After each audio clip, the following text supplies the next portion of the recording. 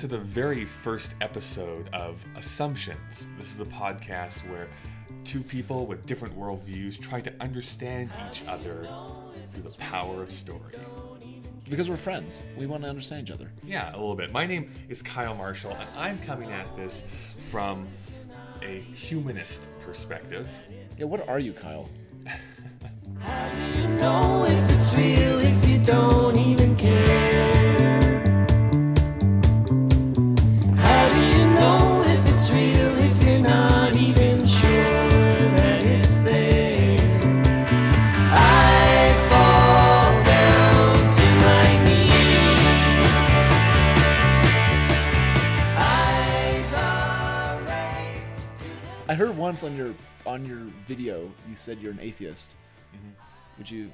But you seem to be more of a agnostic atheist. A more open atheist. Maybe. Let's delve into that right after you introduce yourself. Hi, I'm Daniel Melville Jones, and I am a Orthodox Christian. Okay. Yeah, Nice. That's the ones that don't wear the funny hats, right? that's right. Okay. Good to know. Good to know. Let's talk about our backstories, and before we actually get into the episode, I would classify myself as an atheist because I don't believe that there's a higher power. And we'll get into this in maybe subsequent episodes. Yes. But there is this thought that pulls at me sometimes that I sometimes wish that I did. Because I feel that there's sometimes that need for, like, I am going towards something very specific, or there is that person there that's going to help me when I fall. So there's that type of thing. But for me, how I define myself is that I believe in humanity. There are sometimes people that are cynical and they get really depressed and upset by the way that the world is going. But overall, I think that humanity, after it exhausts every other option, does do the right thing. That at our hearts, we are good people. And I think believing something else goes down just a very dark path. So I prefer to think that the power of humanity is a good thing to believe in. Whereas I would say that I believe that mankind is made in the image of God, so it reflects the goodness of God, but that mankind is also fallen, has chosen to rebel against God. And so then, in and of itself, it has a hard time choosing the good. And that explains the corruption, the sadness in the world.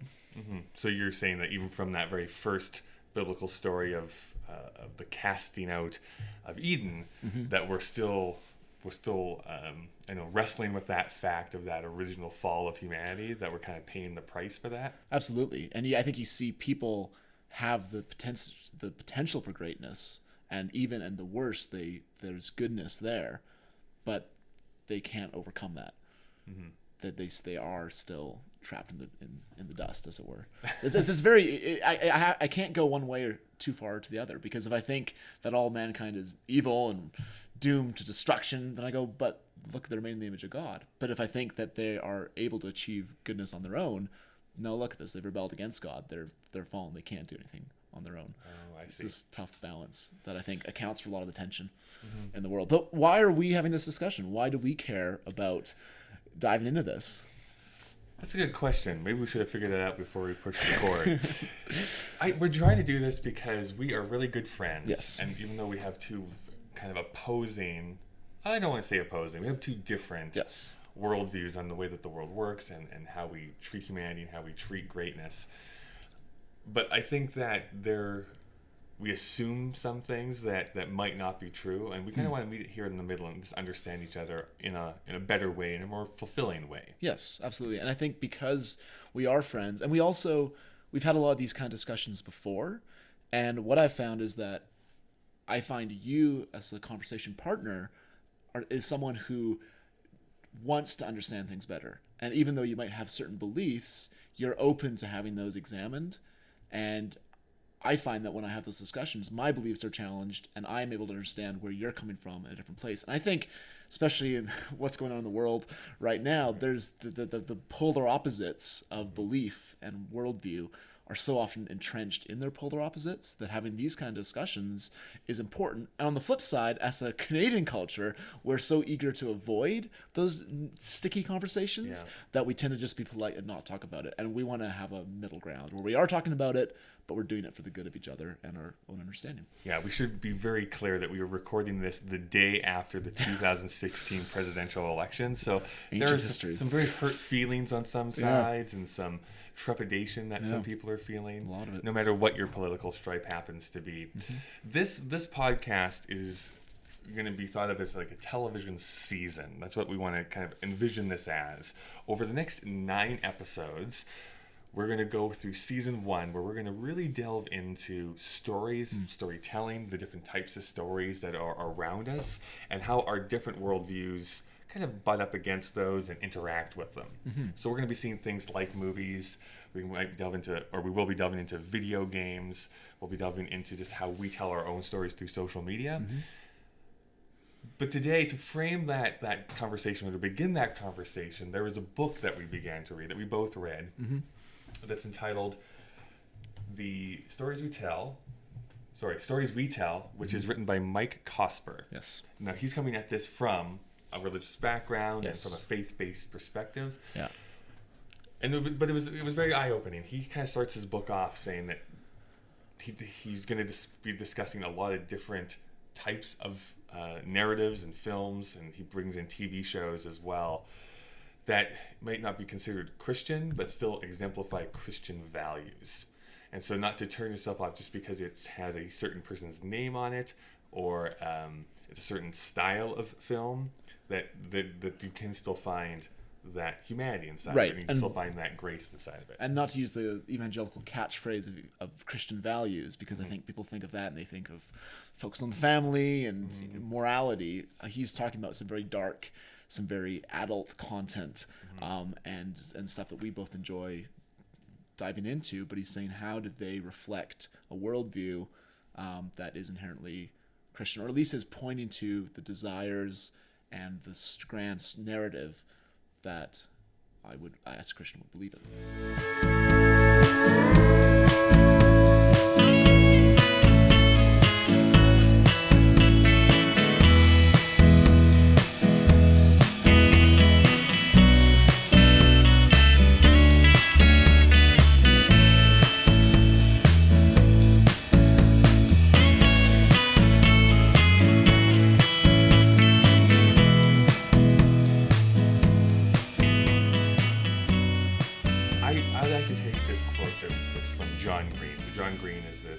Kind of young adult author. He also does a lot of videos online. He's part of the Vlog Brothers and does Crash Course and oversees a lot of different YouTube shows. But he has this phrase that I grab a hold of a lot, which is, it's important to think of people complexly, meaning that people are not just this one way, and then we just base our entire perception of that person off of the way that we see them coming at us. And I think that oftentimes when someone says, I am a Christian, or whatever faith that they have in, or atheist, or whatever. But specifically, I want to focus on Christianity. Is that if you say that you were a Christian, that means that all you're doing is watching like the family sitcoms on ABC.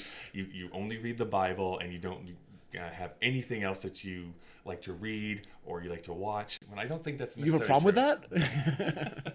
It's TGIF all the time. Is my lifestyle wrong? That's right. So I don't know if you can speak to that. Is how do you reconcile your Christian beliefs with the type of media you pursue? Yeah, and he does dive into that in the book, and it's a tricky conversation because there's a certain moral standard of integrity that I want to be accountable to and want to walk in line with. But at the same time, I believe that this whole world is created by God, and that the good and the evil is part of that world. Not that God created the evil, but that altogether is the life that we live. So to be honest to that life, to express all of its complexities, to use your word, you have to include the darkness. You have to include the evil and the ambiguity that comes from that. I think a lot of Christians don't like shows that don't assert that value because they don't like ambiguity and they're scared of it. And so having shows that do that are important. And then when it comes to values, it's being aware that, the whole world is, let's explore this whole world, and let's not be scared of it, because in my beliefs, Jesus defeated darkness and this world will be redeemed. And so what have I to fear of the darkness? But that it does have a power, and so I have to be careful.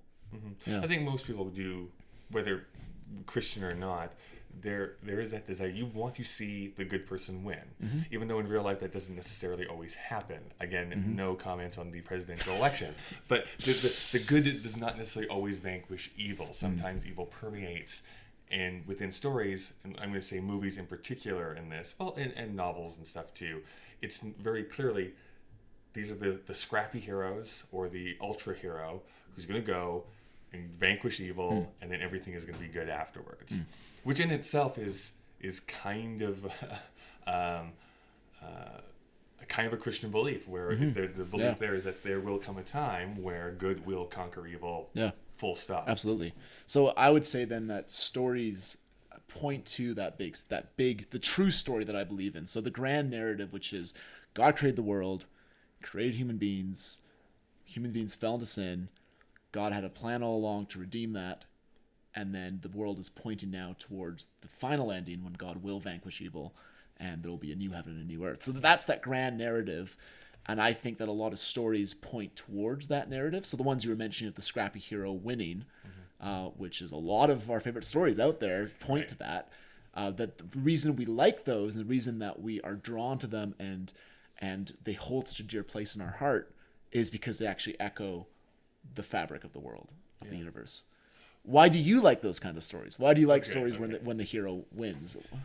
For me, this is kind of... And maybe, can I just clarify the question? How would you, if your worldview doesn't believe that good in the end will win, or has the ambiguity of... maybe dive into that. Do you like those stories because you think in the end that's what's going to happen?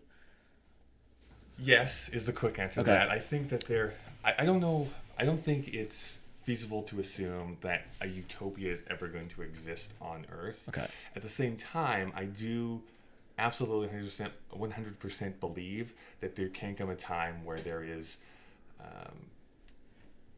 peace, in the respect that we're not fighting wars, we're not intentionally going to other nations to invade them or steal their riches. I think that we can have this community and these nations that are built that have their own distinct belief systems and values, but that we can all work together for the greater good of humanity and of the earth and of the universe in that way. So I think that is where I'm always trying to drive for. Okay.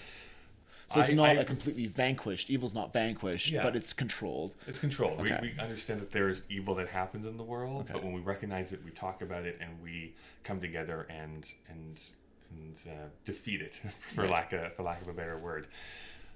I'm a big proponent of multiculturalism, which is a big thing that is said here in Canada a lot, where we are not the melting pot, or we don't think of ourselves as a melting pot where everyone has to be a specific Canadian. We are saying, bring your own culture here, and we're going to make this nation work based on your backgrounds and your cultures and your ethnicities. And that's your hope. That's what my hope is that there's a way to exalt in the differences that we have, instead of making them separated and different and looked at as the other. And so then stories that have the good guys winning.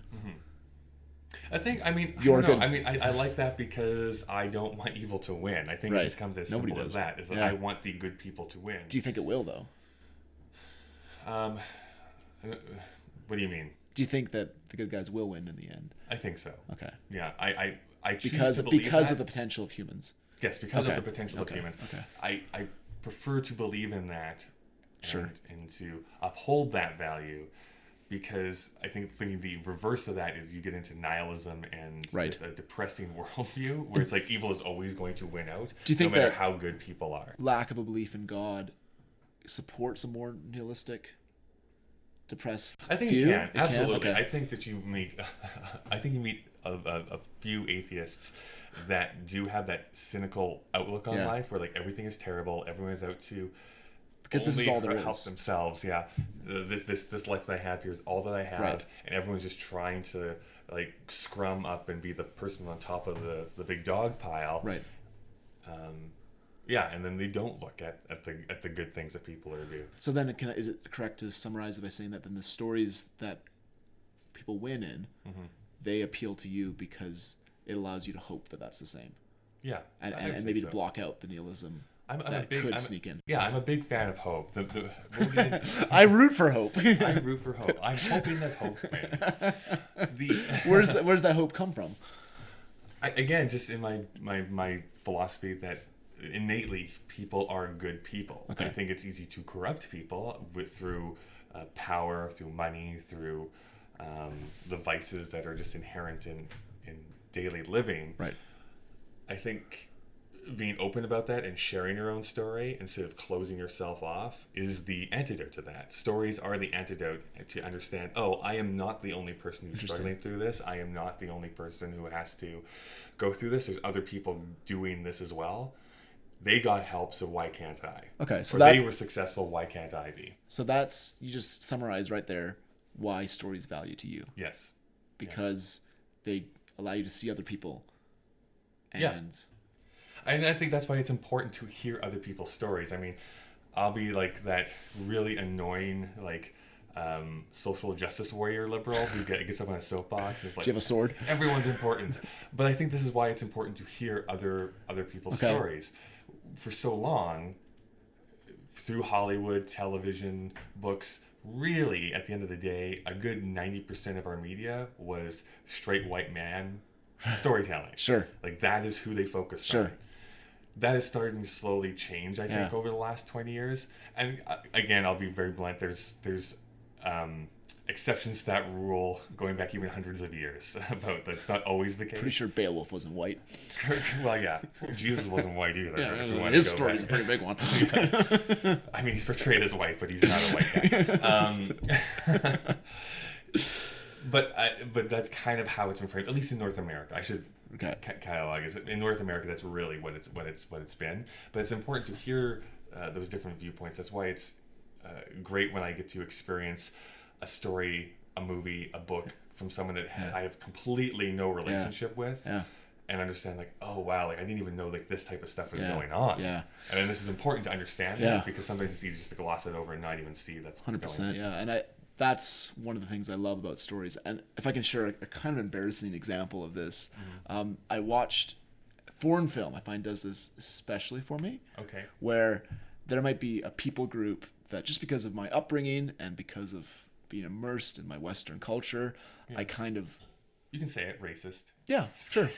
But in the sense that I just don't get to hear what they are saying and what's going on in their life. And I was watching this film. It was a Japanese film, like Someone in Love.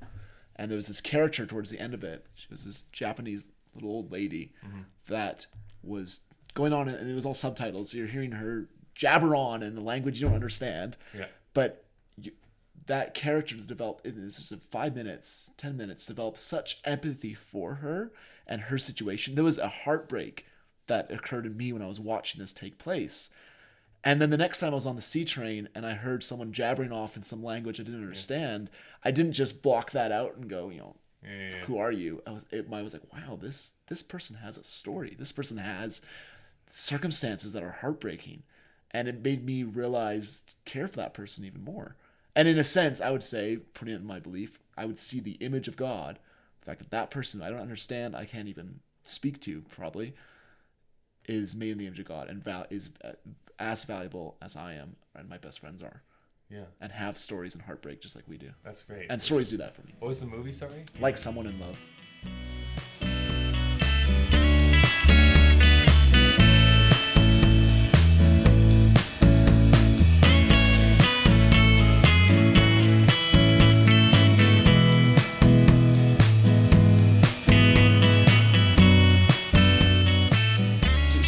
As humans love stories. I think that's true. I think that goes back to even you hear about it, people telling stories around campfires or the caravans coming through the New World. Like people told their own stories. This is also how like superstitions evolve. Like that's how the Yeti or Sasquatch or the werewolf or the vampire stories come from, is people telling these stories as they grew up. Yeah. And you were in a t-shirt the other day from NerdCon, your sacred. Yeah, I went to a convention called NerdCon in Minneapolis here a couple months ago. And what was the phrase that they have on the kind of the tagline? Bright blue and orange t-shirt. The tagline of the convention is "We are made of stories." What does that mean? Well, I think maybe we're not the people that are taking down the Death Star, although I prefer to think that I will be. I was a nerf herder growing up. That there are things that we have experienced, things that we have done that can be told to other people that can help them understand us better, make them understand their positions better, but also I think open up that doorway to be like, oh, so you're not as different as you may seem. There's going to be those universal truths and those universal stories that span generationally, across gender lines, across cultural lines. Okay. So that's interesting, because one question I had going into this is love stories. I think stories matter because they point to the true story. And I think that we yearn for stories because the true story is woven into our world. And so I kind of have this question where how does someone who doesn't, but I guess it's not true, someone who doesn't necessarily believe that there will be a consummate end to the story of the world, but I guess that in a sense is a story, that is a narrative. It is a narrative. I mean, one of my favorite movies from the last few years was Boyhood, which doesn't have a traditional beginning, middle, end. It's literally just 12 years of watching somebody grow up. And for me, it was fascinating. It kind of disregarded the entire 3-act structure in a way. Yes, there's an ending in that he's now graduating and going off to like live his own life. But really, it's just a life that we can see things of ourselves in, that we can snatch things from, empathize with, just by watching this kid grow up. Just to kind of go back to something else that Drew said, there is the stories that I do not like the most are ones that do go against my kind of like a moral objection that I have. Like what? Well, specifically, I can think of slasher films from the horror genre. They're the best. They're the best.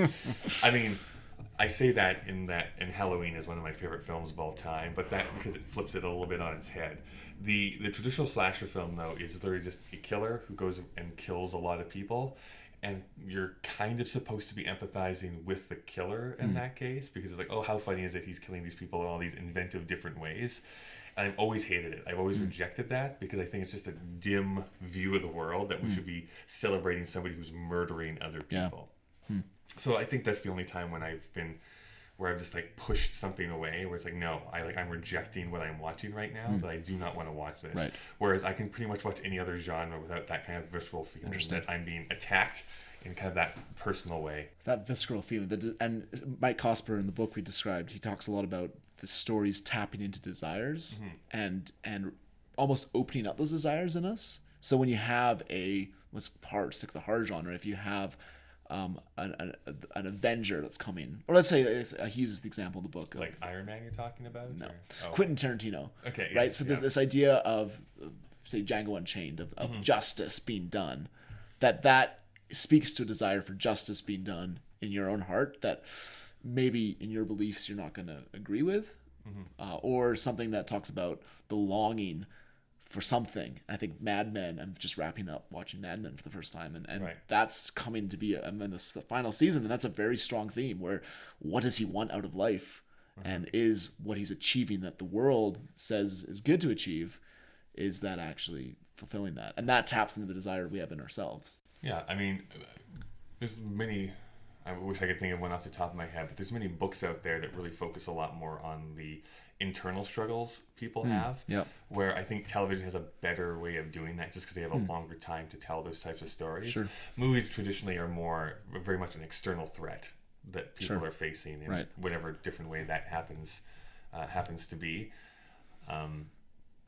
But I think seeing someone go through those struggles and eventually come out the winner is what draws us through that entire narrative, which is kind of what we've been saying. I mean, I'll just do one last example. So one of my favorite films from the last few years is The Raid, which is from, I believe, the Philippines or Indonesia. I can never remember the exact country that comes from. Yeah. I think it's Indonesia, though, now that I think of it. And anywhere that they smash people open with hammers. I mean, one of the two. It's kind of true. But what I like about that is that it's like the SWAT team that starts in the bottom of this apartment building. There's the kind of the bad drug pin overlord that's on the top floor. And so you start with this group of people who slowly start working their way up. And as they're faced off with all these bad guys that come through, we focus on this one guy who goes from being with this team to being alone to having a gun not having a gun and being only able to use his fists at the end. And he's literally battling people now as he gets up farther and farther. You see that toll that's taken on his body, on his mental capacity, and then you finally have like that final battle type thing. And I think it's just not that I know very many religious references, but they always talk about the trials of Job, right? Where God throws a lot of stuff at him all at once that he has to kind of go through, and then comes out the better on the other end for it. And that's kind of a great example of that, where it's like, how are you taking all this, and why don't you just like walk away from this at this point? But he doesn't, because it's like, no, there's a right thing to do here, and I need to see this to the end. And I think I just really adhere to that, because I think in my own life, there's often times actually where in the back of my mind it's like, why don't you just walk away? Like, it's time just to go. And I'm too stubborn to do it. I was like, no, I'm going to see this through. I need to get this to the end, because abandoning this is giving up in a way, and I don't want to give up. So you're saying that that time where you want to give up, the story reminds you that others have kept going. That's right. And why do you keep going? I just think because I don't want to look back here and say that I was vanquished, right? Because I wasn't strong enough to go forward. Interesting. I'd rather be defeated because I've tried all I can, instead of being defeated by my own self-conscious. Interesting. I also have a question for you, Yeah. as we are about to wrap up here, but I have a question for you. I was thinking about this in the back of my mind, in that I was absolutely not raised in really a Christian upbringing, in that we didn't read the Bible, we didn't go to church. I was baptized, but I did not. That's why we're friends. That's right. I had to be baptized first. It's the only way Daniel talks to people. No, it's because I was raised with TV and movies and books and stuff like that, I very often think of things in 3-act structures, where it's like, here's the beginning, here's the rising action, the climax, falling action. Like, there's this kind of arc that goes through it. But from a religious perspective, like, there's parables, obviously, but they don't necessarily follow a 3-act structure, at least not in the traditional way of storytelling. No. So I'm wondering, does that shape what you like in storytelling? Do you necessarily need that 3-act structure? Because I sometimes crave it. It's like, this is Boyhood being like the one example that it didn't follow. But most of the times, like, this seems like it's meandering, or if I'm reading a book, like, this is really getting off the point of what where the narrative is going. It throws me off a lot sometimes. Well, I think to answer that question, the stories that, say, Jesus told, the parables that you mentioned, fit within a larger narrative. Okay. So the larger narrative is the storyline of the Bible, which is I don't know if you say it's a 3-act structure, but it has the Tolkien described the eucatastrophe, which exists in, of course, Lord of the Rings, when Gollum shows up and the defeat they thought was possible when Frodo put the ring on actually is vanquished, but totally unexpected. Right. Harry Potter has a very much similar ending to it, where you totally didn't see that coming. That was just that was something else entirely. Sometimes also a criticism of that book, but yeah. Right. And so when you look at the Christian story, it is very much a story of say, a father and his children, or a creator and his offspring, that has this surprise ending almost in the middle, where the God who came down to earth and they thought was going to vanquish evil with the sword ends up being killed. And then the catastrophe is that's actually how salvation is achieved. And because of that, you see Jesus being raised from the dead. And it's pointing towards an ending that is described in the Bible, but that we don't see yet in the world. It's kind of like, I've heard people describe it as when you're really anxious and you're reading that detective novel, you flip to the back and you go, okay, good, they're going to win. Sure. But that sets up, how does the rest of the story go? So as a Christian, I can say that I know that the ending is going to be far, far greater and far better than anything we can hope for or dream of, because I've seen the beginning of the ending. I know that even though there's still evil now, it has been defeated by Jesus in my own life and thus into the world. There's this tension because it's not done yet, but I know that ending's coming. So those kind of stories, then, how does that apply to stories that I read and stories that I yearn for and that satisfy something inside? Well, they do have that, maybe that grander narrative, which is why stories like Narnia or Tolkien or Harry Potter, I'm like, yeah, this fits. Huge world. This is huge world, yeah. But then they also have these surprises to them, these senses of unexpectedness.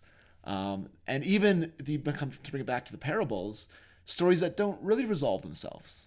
They can fit within that because they exist in the Bible. Kind of reminds me of radio storytelling in a way, right? Where you think back in like the 30s, 40s, where like The Shadow or the original Gunsmoke, or even podcasting nowadays, like Welcome to Night Vale, where it's individual episodes are telling this little story, but there's this grander story happening in the background that only kind of peeks its head in every so often and pulls you back and like, oh yeah, there's this grander thing that's happening in the background, but these are individual little stories that make up this whole Harry entire Potter. big story.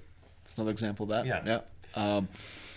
And in the sense too, you mentioned radio serials that have the cliffhanger each time. Sure. That's where I would say that the stories that repeat themselves, or stories that have that, the Groundhog Day kind of analogy, where it just doesn't end. Maybe Marvel is an example of this, where there's clearly an arc building, but unlike say Breaking Bad, you don't know that it's going to end necessarily at any time. So that I don't like, because I want that. I know that there will be an ending. Oh, I see. All right. Yeah. Interesting. Who's going to write that final chapter of the Bible? It's been written already. Oh, I see. Yeah, Revelation. You have a I'm new just earth. saying that when Jesus comes back, you think there's going to be a few reporters on hand Well, and that's something that to interview the people that are being raptured. Yeah. Well, believe in that. Yeah. It does kind of excite me though that the Bible does value stories.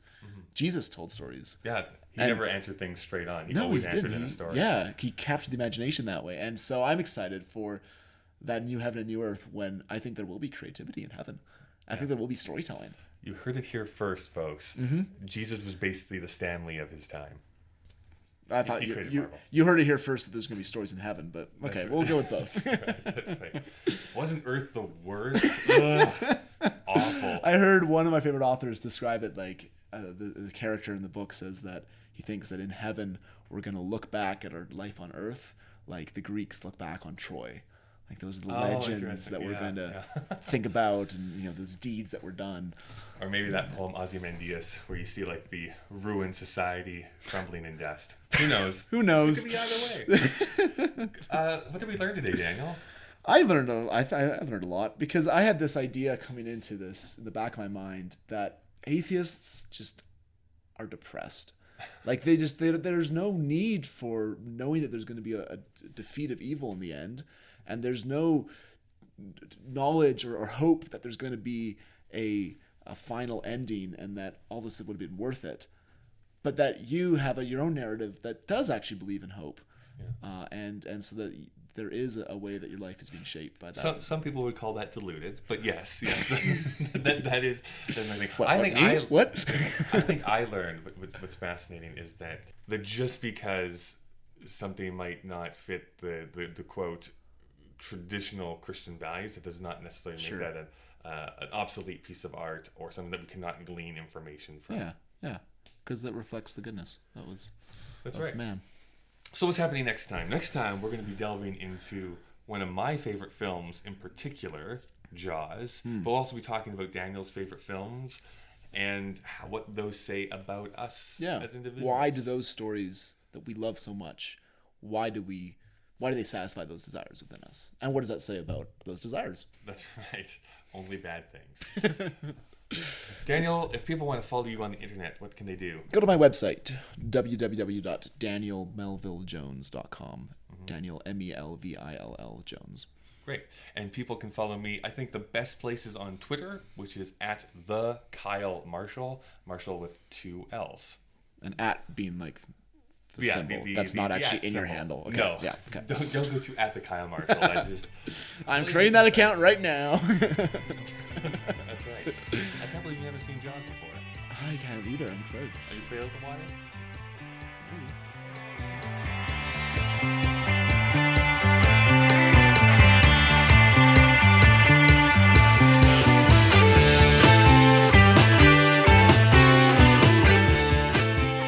Stay tuned for a preview of our next episode. Assumptions is produced by Daniel Melville Jones and Kyle Marshall. This episode edited by Kyle Marshall.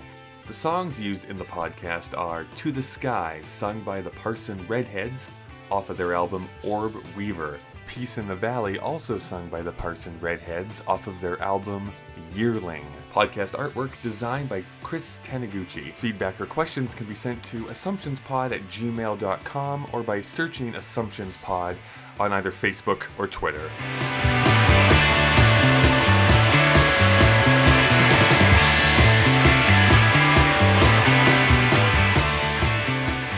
On the next episode of Assumptions. And so if we have a favorite story, then how fascinating would it be to pull that apart and find out what that actually says about us? I feel like you're leading me somewhere, you know? Well, what is your favorite film? My favorite film, usually what my go-to answer is Jaws. Right. Jaws is normally what I consider to be my favorite film. I've seen it multiple different times. There's a lot of things that I relate to in it. Right. And I just think it's a great use of, I don't know, just a general arc through multiple different characters through that film. I'd love to have something smart to say, but I have never seen Jaws, so I can't say that. Philistine. I know. How do you feel about fixing that situation? Let's go watch it. Okay, let's watch Jaws. First time I watched That's next time on Assumptions.